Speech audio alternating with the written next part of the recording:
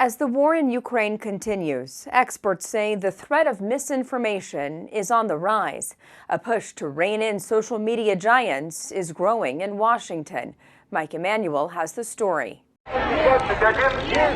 People seeking to counter Russian propaganda are using social media to communicate with Russians cut off from the realities of Vladimir Putin's invasion, at a time when social media giants are taking some heat on Capitol Hill. As Frances Haugen, who is here tonight with us, has shown, we must hold social media platforms accountable for the national experiment they're conducting on our children for profit.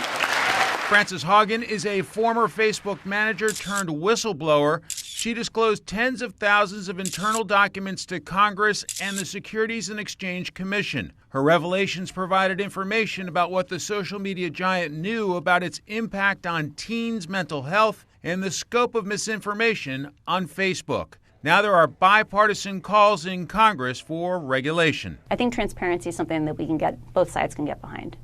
Things also like protecting young people, protecting children on these platforms is also an area I think where we can cooperate. Making sure that young people's data is kept private. On the other side, technology companies say a huge challenge is the patchwork of regulations from state to state. And having a national standard on federal privacy, not just from a business perspective, but for consumers, so that when I drive from my home to go see my parents in another state, I know my privacy protections remain the same everywhere I go.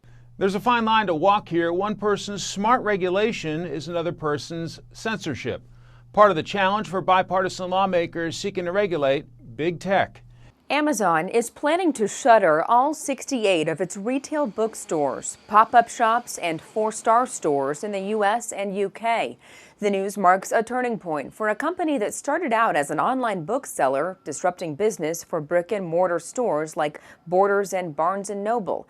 The Seattle-based company said it plans to focus more on its Amazon Fresh, Whole Foods Market, and Amazon Go grocery and convenience stores, in addition to cashierless checkout concepts.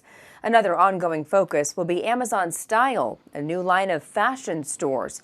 Closure dates for Amazon's retail stores will vary by location. The company will make customers aware via in-store signage.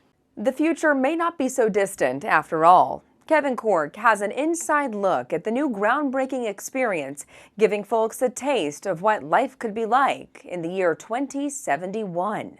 It's one of the closest things to traveling in time. The new Museum of the Future in Dubai is transporting visitors half a century away to the year 2071.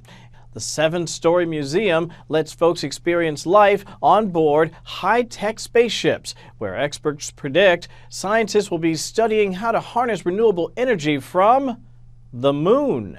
It's a very agile and living museum. Visitors can also venture through the Library of Life, where instead of books, officials say people will have access to thousands of DNA samples from plant and animal species, offering clues on how to mend ecosystems ravaged by decades of climate change. Our hope is that visitors will leave feeling happy, hopeful for a positive future, and realizing that there are many positive solutions. But even though the future is expected to be high-tech, officials also believe that life 50 years from now will be heavily centered on disconnecting from our gadgets, with the museum even boasting a meditation spa. Humans are the most important element in our past and our present, and will remain the most important factor for our future. So we must focus on the health and mental health of humans.